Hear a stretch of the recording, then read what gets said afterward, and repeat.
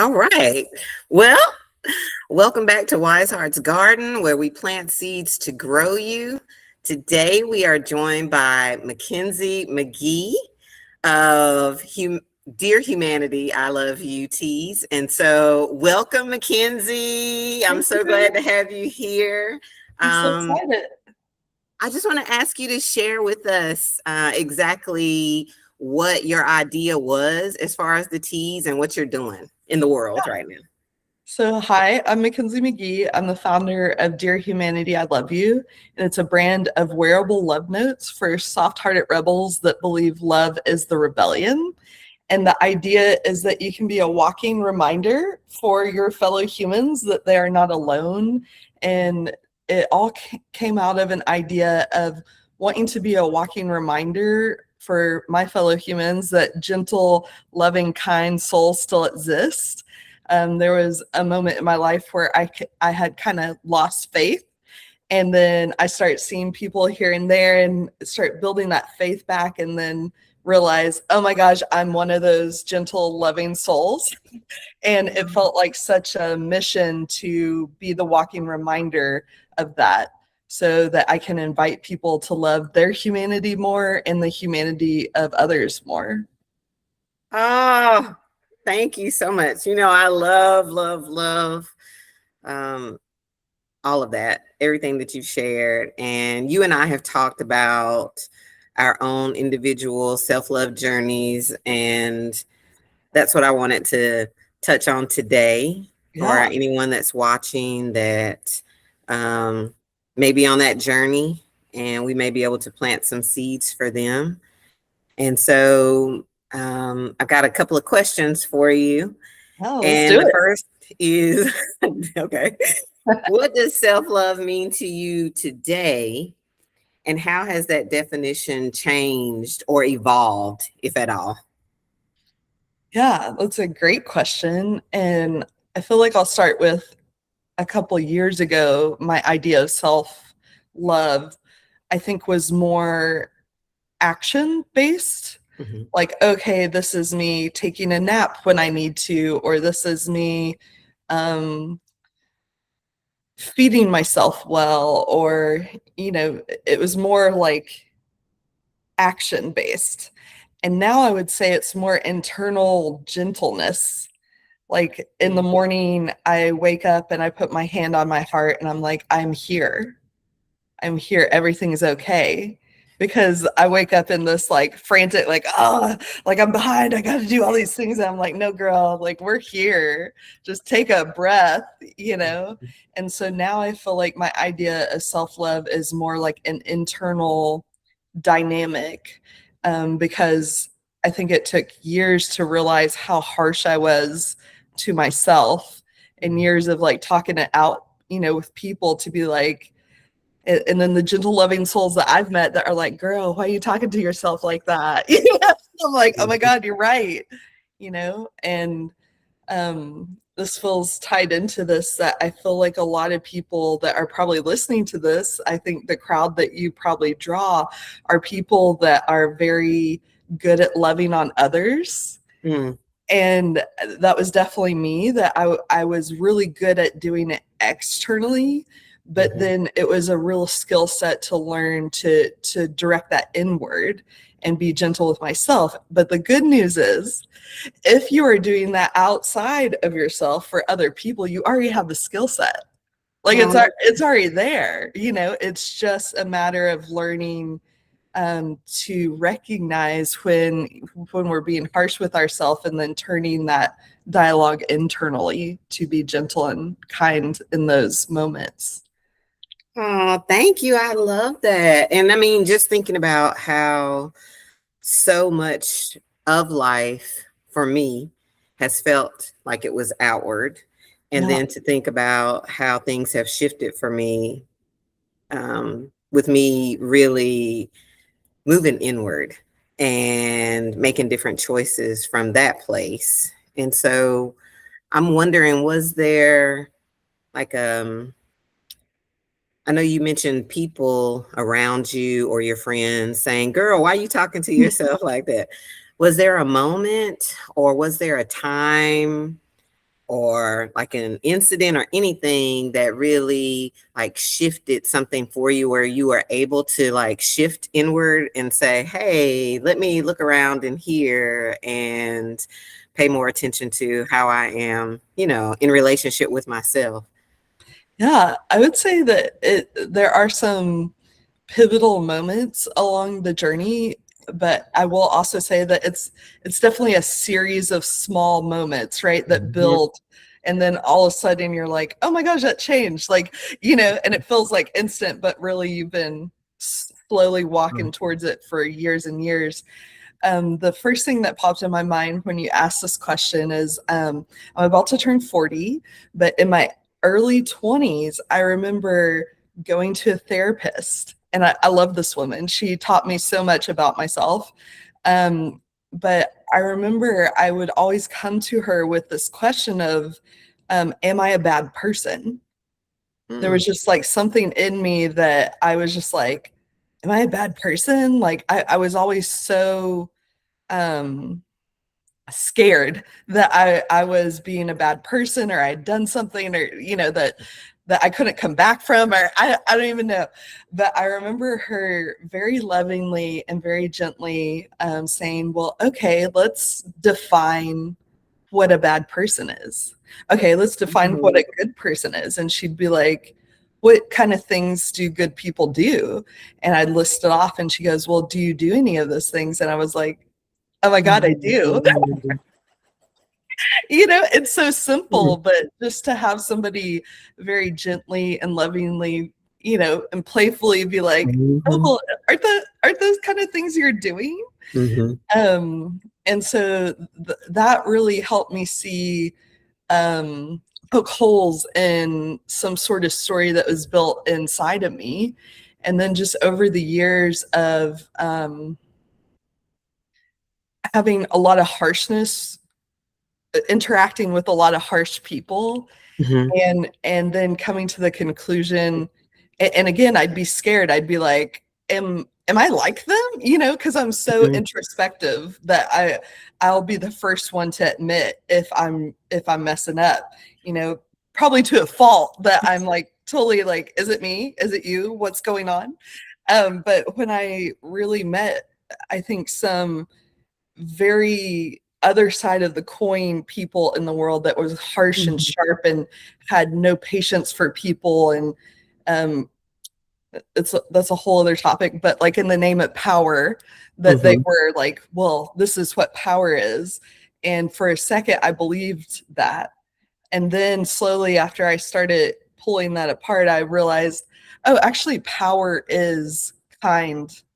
Power is love. Power is soft, because all of us could rip each other apart. Like we all Mhm. have that in us. Mhm. It actually takes a tremendous amount of power to take a moment, go in your car and scream, do Mhm. whatever you need to Mhm. do, not directed at somebody. And to me, that is power. I feel like I went on a whole other side.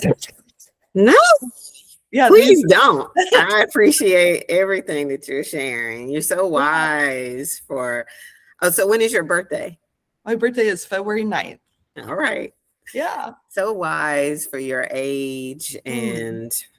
and just to have lived through the experiences that you have, and to have the realizations that you have had about power. And I mean, and just, yeah, taking time. I'm specifically thinking about when you said, scream in your car, because I had an idea recently to do a community scream, Mm. and people are looking at me like, "What are you talking about, community Yes. scream?" And I was like, "Well, because I feel very empowered when I scream." Yeah. Especially if I've been holding something, and it goes right along with somatics or anything else, is getting something out of your body. And I was like, I think that there's so much going on in the world, that there are a lot of people carrying lots of things. Like right now, I know so many people dealing with like illnesses and death, Mm. so many losses. And I was like, and maybe other people want to go and to scream with me. And so, yeah, and so I reached out to the city here, because there's a lake that I like to go to and kind of like pitch the idea to them. And they were like, yeah, no, no, thank you. And so a friend of mine, we went out there and we did it anyways, but it was just the two of us. And I didn't want to like scare anybody. So that's really why I wanted to include the city. But I can identify what I'm saying. I can identify with what you're saying about being in the car, because I've done it in the car, I've done it in the house, I've done it outside. When I was still employed by the city, I remember in my office, I worked with a group of guys, and I remember times where something frustrated me or upset me, angered me, and I would tell them, okay, y'all, because I couldn't leave, and I'd be like, I'm getting ready to close this door, but I'm going to scream just so that they would know. So I think there's something very valuable about tuning into your body and listening for those cues when something needs to be released. So I just appreciate you sharing that. Yeah. And I love what you're sharing. And as you're sharing it, I'm just like, oh, that is self-love, right? To like acknowledge how you feel. Mm-hmm. And I think I get really fired up about this in the self-help world and like learning about your nervous system. And there's all these different pieces you can learn about.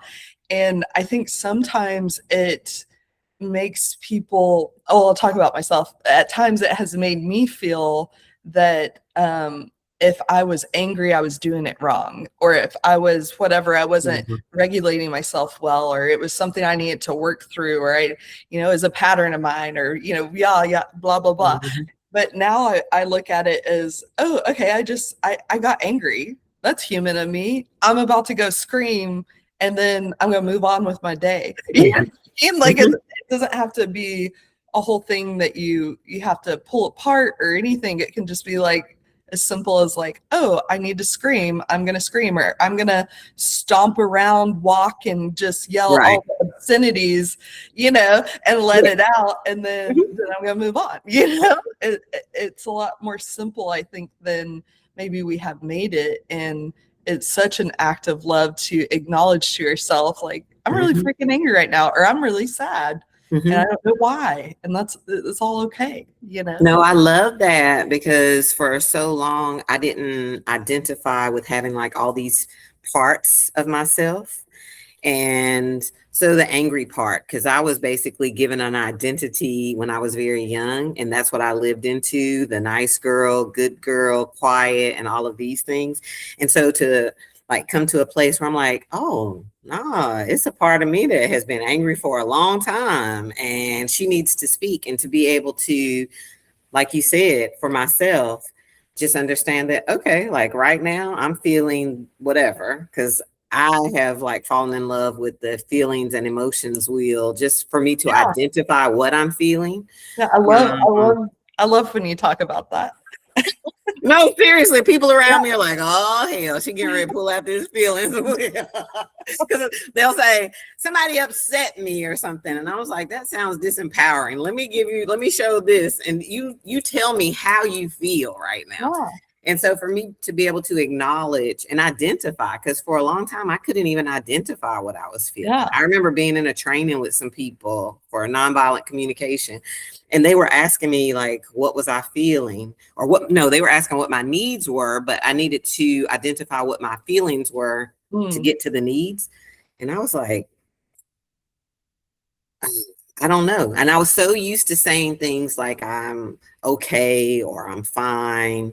So to have that feelings wheel, I just remember the first time I was looking at it like, what am I feeling? But I remember anger like popping out there more than anything else. And so, yeah, just to be able to identify that and to say, okay, because for me, sometimes I don't know right away as far as like stomping. I know when my body feels a certain way. Now I start jumping and doing all these other things.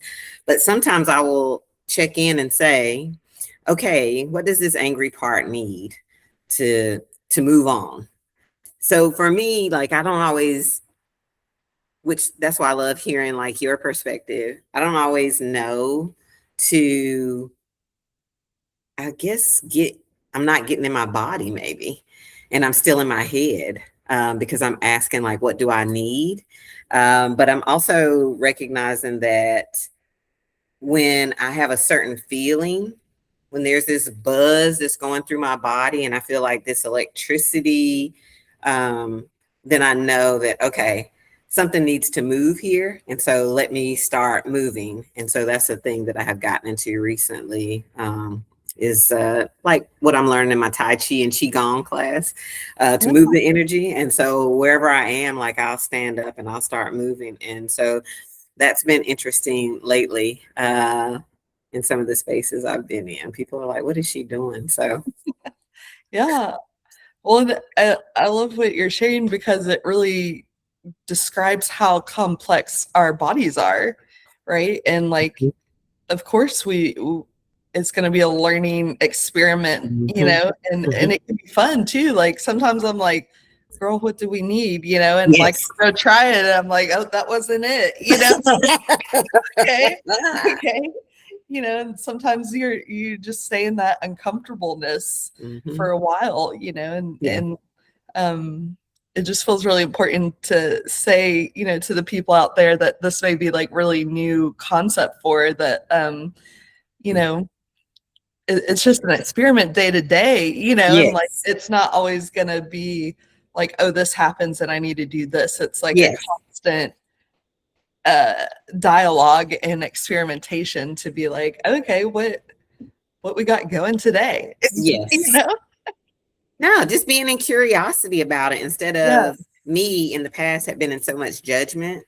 yeah, But yeah, it's me too. like I finally am in a place that, yeah, I can still show up with curiosity and ask, like, what do I need? And be Yeah, very, very like gentle with myself, because I've also realized that I am one of those people like yourself that I think is very sensitive. And now I can be with that sensitivity in a different way. And I don't judge it in the way that the people around me, like in my early life, really judged it and didn't maybe understand it or didn't want to acknowledge it for totally. themselves. And so I kind of took that on, that inheritance, and have since like released that and created space for myself. And so um, I love, I love like checking in with myself now. I do. Like when you were saying how you wake up and you put your hand on your heart. Um, yeah, I start doing stuff like that first thing in the morning too. And I love that, like that I even have created that for myself. Like that is like part of my self-love day. Cause I talk about self-love practices, but I feel like my whole life is self-love now. And so for that, I'm so grateful. I'm just so grateful to have you here with me. Oh, I'm having such a I good miss time. this conversation. Me too. So, and I think you talked about like, yeah, you did, about it being a series of different things. For me, I think my whole journey, and I know my whole life has been that way, but I think I had this surgery at the end of 2012, and I was in bed at home alone for a long time. Oh, wow. And I think that a lot of growth has happened for me in those moments where it's kind of like I didn't have a choice. I don't feel like, I know I did, but it felt like I was alone in whatever season. And In a so really big moment, yes, you know? because I mean it was a mistake made during the surgery, and I honestly didn't know if I was going to live or die. Oh, wow. And after going back to the hospital after the surgery, coming home with all these high powered drugs and everything, I had a Louise Hay book that was there. And I picked that book up and read her story. And not like I hadn't read it before, but it was different. It's different to be in a place where there's nobody else there with you. People are coming in to help you, but you're there by yourself. And to read and to understand that everybody, that's something I didn't know at that time. I felt like so alone. But now I know like everybody goes through all kinds of things that we may never know about. Absolutely. And some people don't talk about it, but I'm finding it very important for me to share, because now I know that everybody deals with something, whether I know it or not. And I really want to, yeah, be of service and to use conversations like this to let people know that they're not alone and that we're all out here figuring it out and moving along, and showing love in the process, not only to ourselves but to other people, and being in community with people that are doing those things. And so, Yeah. yeah, I wanted to ask you, um, and I know you're going to be like, okay, how does or how has self-love helped you with healing any wounds or anything, like from your experiences in life? Yeah. I'm going to try to formulate it together. There's something, Okay. a starting point. I'm going to jump off and see where we Okay. go here. So it feels tied into the story you just shared of having this big moment, and I just really want to say that, like, to have a big moment like that by yourself is like, that breaks my heart, Mm. like, I've seen people in the hospital in moments like that, and I don't think anybody deserves to go through moments like that alone.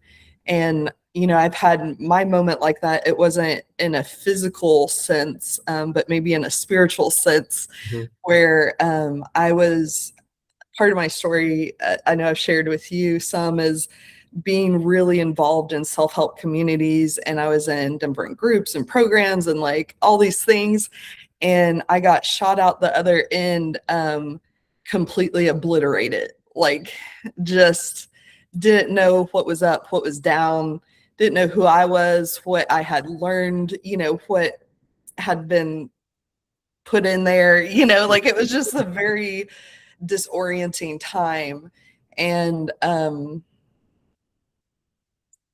the only way I made it to the other side, one was having, luckily, stumbling across some very loving people. One was a chiropractor, one did cranial sacral therapy, that didn't know anybody I knew, and I just went in those rooms and they just reflected back to me just such love. Like, they filled the room to the brim with love when I was completely obliterated. And they weren't telling me what to think, what to do, who to be. All Mhm. they were shining back at me was my own brilliance and magic. And they just kept shining it back until I started seeing it myself. And I think sometimes, in my experience of self-help, it's like, you got to be self-sufficient, you got to blah, blah, blah. But we are designed, to be in community and connection. And that feels really important, like, Mhm. that just nobody deserves to go through those moments alone. I Mhm. feel that, like, through and through to my bones, and in those moments of just getting these glimpses, and then it kind of poking holes in things that had been taught to me or experienced, just slowly, it's almost like, in the self-help world, I gathered like 1,000 post-its internally that were not accurate, like, oh, um there's all this language, and I could go on a whole rant about it, about the good girl, the nice girl, and how, Mhm. what is that word they use when you're fawning? I Oh, hate that yes. word with such passion. Mhm. Wait, what a way to shame somebody, Somebody. you Mhm. know? Well, and so then that made me start thinking, oh, I'm just nice because it's my trauma. And so then I started, like, Mhm. stripping away my personality. Like, it was really bizarre. Looking back, I could laugh about it, but at the moment I was just like, oh, okay, that's my trauma. And it just, like, put all this language and, like, ideas of myself that were false. So I had all these post-its, just like everywhere on the walls internally. And then I started meeting these people, and it was just like, oh, okay, that one's not true. Okay, that one's not true. Ah. Slowly over time, like, and now all those post-its are gone and I'm clear. But Mm. that, just to say, like, that is why I feel so passionate. Like my shirt says, "Dear human, I love you," is because I've gone through those hard moments by myself, and I just really feel in the core of who I am, nobody deserves to go through those moments alone. So even in the mundane of life, if I can just shoot a little wink at somebody, that they don't even have to interact with me, but it's like, just bringing that with me throughout my day, it just feels so powerful. And there's people that come up and tell me they love me too and give me hugs, and it's just, and I'll be teared up. I'll be like, oh my God, bring it in. That's right. But I don't even know where we started with this question.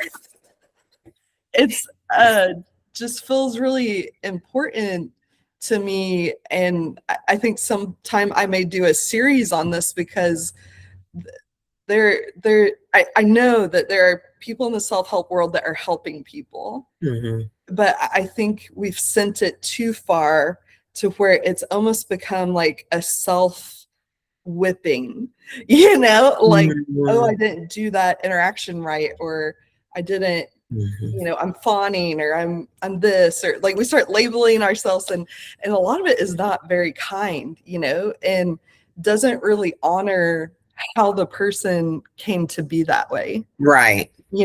And like a lot of people by design, we all collect things that change our behaviors towards other people. We get scared of certain interactions, certain things, and like it's all human, and maybe it's something we need to dig in and heal. Maybe it's more just bringing so much love that that post-it just slowly loses its stickiness and it just falls off. What I mean? Yeah. Thank you. Thank you. So many things were coming. Thanks for asking me questions. I'm getting fired up. I love that. I was just thinking, when you were saying that you don't think anybody should go through things like that alone, I just know for me, if I hadn't been alone, Mackenzie, I don't know that I would have really started to look for another way to live, because I knew I wanted to live. And I remember the infectious disease doctor, just saying, you are a very sick woman, when he was showing me some lab results. And I just remember being at home, praying and saying, I want to live. Like, I want to live. And so that's what really was like the catalyst for me. And I knew I didn't want to be alone, like what you're saying, that I wanted to be around love, and that I also wanted to be able to not only heal myself like physically, but when you were also talking about, because you touched on yours being like a spiritual experience, I think our whole lives are spiritual experiences. And I didn't used to think that, but now I do. And so I was like, man, that's why I was saying, I think I've been on this journey, my entire life. Like, all of it is a part of it. But I just remember being alone and being scared. I mean, just being honest, like, I was so scared of death and what that was going to feel like, and if I was going to die. And like, I had so many questions, but I think that really that was the catalyst for me to say, I want to live, and I want to live differently than I have been. And so, yeah. I totally agree with that, I think there are definitely things we have to experience by ourselves. Yeah, for sure. And what's coming up to share in this moment is that, I think there's a difference between somebody sitting and experiencing like you and your fullness. Right. Instead of trying to change where you are or shift it. Does that make sense? Like, just being a loving witness and being like, "Hi, girl, you are at the bottom." you know, Yeah. and I'm just like, hey, you're Yeah. not alone there. But like that person definitely has to experience that themselves. Like there's a Yeah. piece that we can't take from people, you know, and if it's Mhm. meant to be their ride, you know, it's going to be their ride. Yeah, and I guess it And was meant to be mine. yeah, yeah, That was me too. I get it. I'm like, wow, those are the cards I pulled before I came in. So, in your self-love, like in your life, because I just feel like you don't have self-love practices either. Like that's just who you are at this point, and that's what you're living, embodying every day. And I was wondering, are there, you shared like one of them, and I just wanted to see if there were other gentle ways that like you might show up for yourself if you notice yourself being critical or judgmental, because what I found is like it doesn't happen all the time, but those parts of me still show up. Oh, absolutely. Yeah. Because just like I'm saying, like we're multidimensional. We have Yeah. all these pieces and parts from all our lived experience. And so I was just wondering, are there ways that I don't know, that really stand out to you as far as you can tell a difference, or they are your go-tos as far as being gentle with yourself that you would like to share? Hmm. Um, yeah, I do feel like it's important to say like those voices haven't gone away. Like I'm not sure they ever do because they No, are yeah. human. Hmm. And I would argue with somebody over this like that probably the kind loving souls probably have a harsher voice because we actually Hmm. care. We care deeply about Hmm. how we impact each other Hmm. because we've probably experienced deep impact on the other side. And Hmm. so we're more cautious, I would say, in interactions. Um, and so I think even realizing that it's actually coming from a very loving place of Hmm. not wanting to hurt somebody, which I think that's a brilliant attribute, you know? Hmm. But in the process, we're directing the wounds into. External. So sometimes even I'll just laugh. I'll be like, "Girl, what? Like, what? Like, I hear you, and like, that's just not what is happening right now." You know, like, or or sometimes even I'll ask somebody. I'll be like, "Hey, did did I say that weird?" Or I'll just ask, you know, Hmm. Hmm. to see exactly where we are because a lot of mine is around. Oh, I messed that up, or they're not going to want to talk to me, or they're not going to, you know, I can identify bless with her, bless that. her. But I'll just ask, like, are we okay? Or like, was that weird? And most time people are like, what are you even talking about? Okay, cool. I'm going to keep it moving, you know? Hmm. But I think just gently asking questions that, you know, that will come up a lot.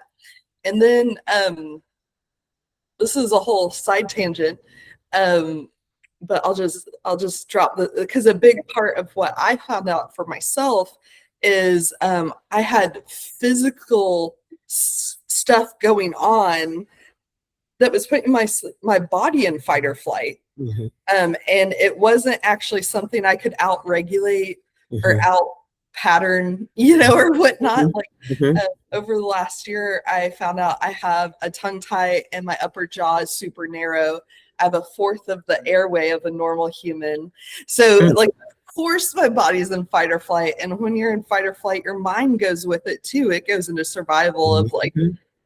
I'll be walking through the house and I'll be like, there's a sniper outside. And I'm like, girl, no, there's not. You know what I mean? Like, I think that's important to also add Hmm. it to the conversation is like sometimes there's something physically happening um, hormonally with your Hmm. mineral. We're Hmm. all like, our minerals are probably all Yes. balanced. And as I've remineralized, I've my mind's gotten quieter. So I think like you were saying, like we are so multifaceted, and Mhm. like the physical body is so complex. Mhm. And sometimes there's an answer that's not based in the mind, you know? So Yes. I think Yes. it's important to add in there too. No, thank you. I appreciate it. Like it's so many things like we could talk Yeah. about. I'm in a German new medicine study group now, and Mm. I'm just fascinated by how our body, according to this knowledge, how our bodies will adapt to being in like fight or flight or trauma. What happens when it's repeatedly when we have what they called a hanging healing. So where there are tracks or like other, there are so many different perspectives, but they have such similar intersections. And so the thing that I think is fascinating that I guess I hadn't thought about before, or really because curiosity wasn't there and it was like judgment about my body for so Mm. long. But now to recognize that, oh, this body is infinitely intelligent. Like it does things just like I think just like our mind does, but to protect us, or its attempt to like keep us alive, the bodies, and so it adapts in so many ways. And so me hearing this new perspective, I'm like, oh my goodness, I've been able to see things about my own body. But I also, like you were talking about, recognize that there have been so many times where this certain part will show up, just like you said, because these parts still come up. Like, if something is triggered or activated, that still needs some tender love and care, then it's like, okay, how am I going to be with it? And so for me, I know a lot of times that I will just be like, I just come back to curiosity where I didn't have the capacity to be in curiosity before. I was in such fight or flight all the time. And so now just to be like, oh, this part is still trying to protect you. You might not understand the way that it's trying to protect you, but that's what's happening right here. And then I can laugh, Mackenzie. Yeah. I laugh so much more now than I ever have. Yeah. I think probably since I was a child because I've been able to create some space and also just build my capacity to be with life. And so I'm really enjoying that. And I think that all of that is because of self-love. And I know different people have different definitions of it. I talk to a lot of people that say that it's selfish. And I wanted to ask you um, if you've heard that and what your thoughts are. Yeah. Can like that it's selfish to have self-love, or Yes. oh, interesting. Um, Like put yourself first, to center yourself yeah. And I is guess they're selfish. playing off the opposite of being selfless, right? Yes. Um, Yes. yeah, I don't feel like that really would benefit us to, like I think words have energetics to them, and like Yes. just to call myself selfish, I feel like is kind of a dick move. Mhm. That's how I feel. I'd be like, Mhm. what? You know, Mhm. um, I don't. I'm just really into being gentle, and I think that might be a little harsh for me to identify that way. Um, but I think it's just like it makes me want to tear up. It just bringing self love into your life is an act of saying that you matter. Mhm. You know that Yes. that you matter, that you deserve the same gentleness you show the world. Mhm. And of course we're not going to get right all the times, and of course we're going to miss it sometimes, and sometimes it takes a friend to be like, girl, what like what would you talk to somebody else that way, Yes. but just it's just such a, yeah, just an act of um self-respect in a way, Yeah. that you deserve that same kind of gentleness that you're that I have no doubt the people that you're drawing in to watch this are showing the world in masses, and just Yeah. spreading that love outwardly. And it takes some time to learn how to direct it internally. Hmm. Thank you. I know whenever I have had people to say that to me, then I just tell them that for me, I, I think I identify with selfish being, or what has felt like selfishness to me is when you take something from someone else. And I'm like, I'm not taking anything from anyone else, or I don't feel like I am, by really thinking about my needs and taking care of myself in a way that I never have before. And when I do that, I'm able to give from this place that where before I would give out of, like, I don't know, what I would say is commitment, or um, guilted into doing certain things or whatever. It's very empowering for me to be in this place to give to myself first. And it kind of reminds me of like being on the plane where they tell you to put on your mask before you can help somebody else. And I'm like, I have to take care of myself. So that comes from like a pure place. And I'm not putting pressure on myself to do something like I have in the past. And so I know I've tried to explain that to people, and now I'm just at a place where I'm like, okay, I'm not explaining anymore because that doesn't even feel good to me. Yeah. Um, well, okay, if it depends on the relationship. Let me go back, because there are some people that I value, and we have been able to have some what I would say are challenging conversations as a result of what I believe about self love, and they were able to hear me. So, um, yeah, there's that. Okay. I when you first asked me, I was thinking you were saying that because I think I've heard people say this like in a like an empowering way that they're going to own that they are selfish in, Oh, and that's where I was taking it. But you mean more like people externally yeah. when you're taking care of yourself. Okay. Okay. Yeah. Yeah. When I'm talking about self love, and people be like, self love? Like, that's so selfish of you. Yeah. What do you Okay. mean? I see what you're saying. Yeah.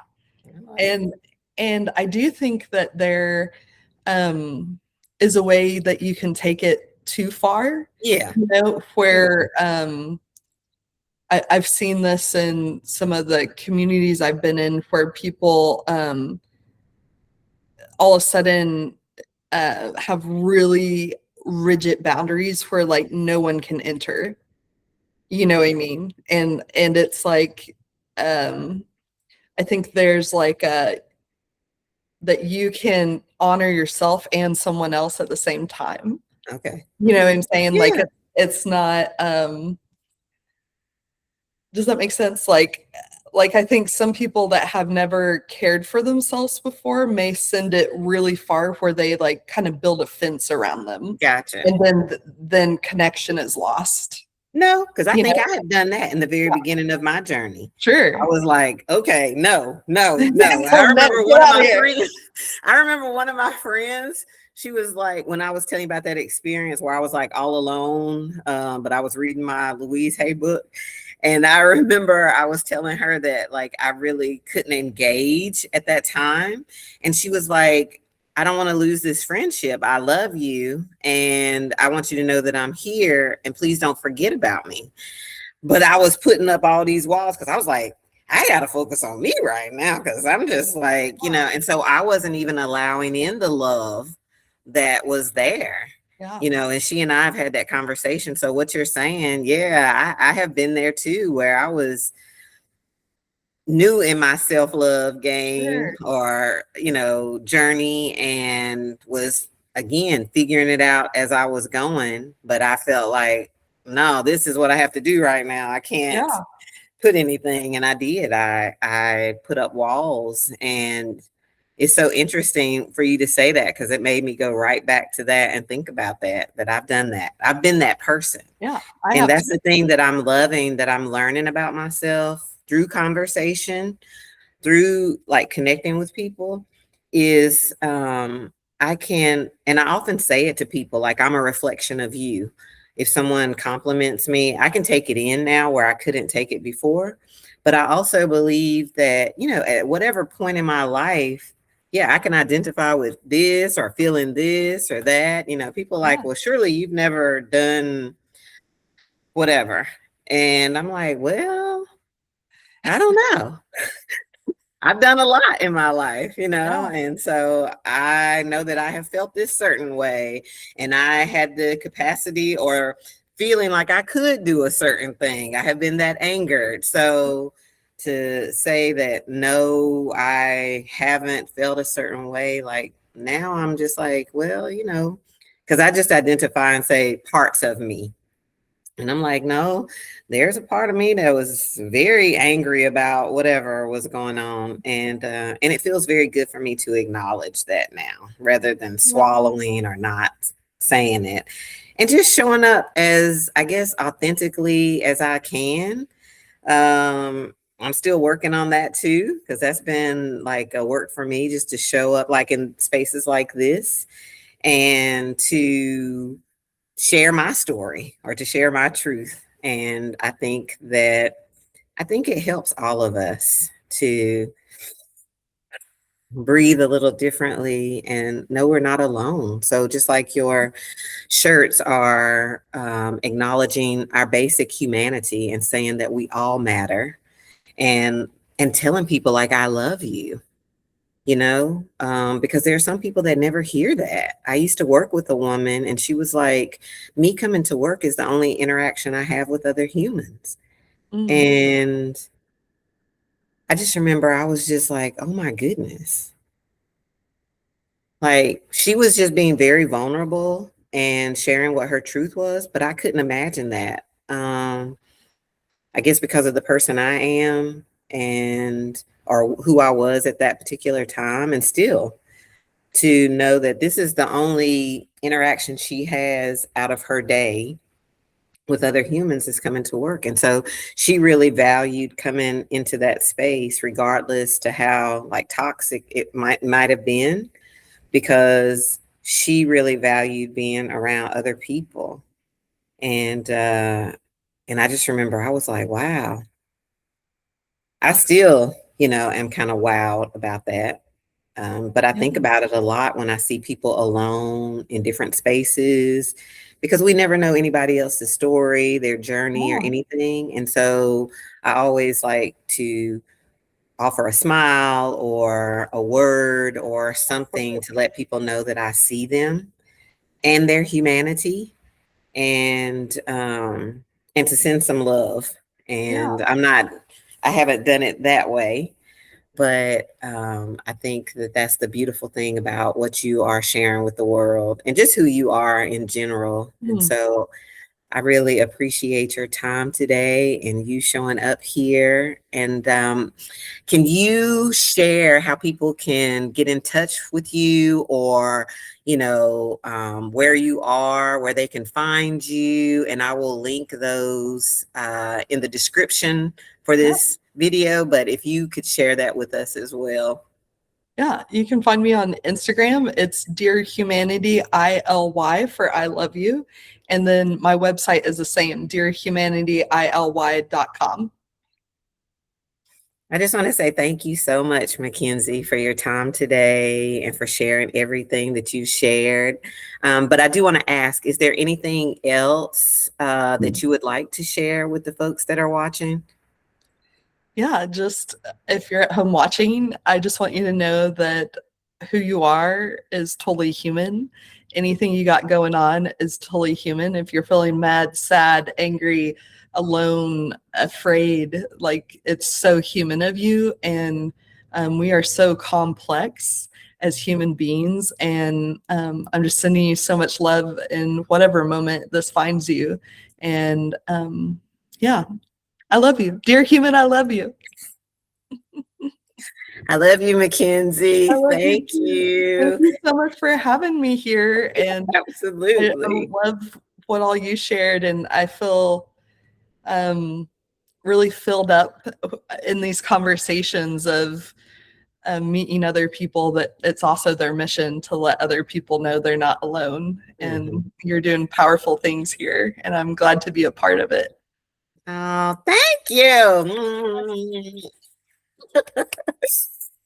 All right. And so join us next time. If you haven't followed, liked, or subscribed to Wisehearts Garden, please do that. Please share. And I'll see you next time. Bye. Bye.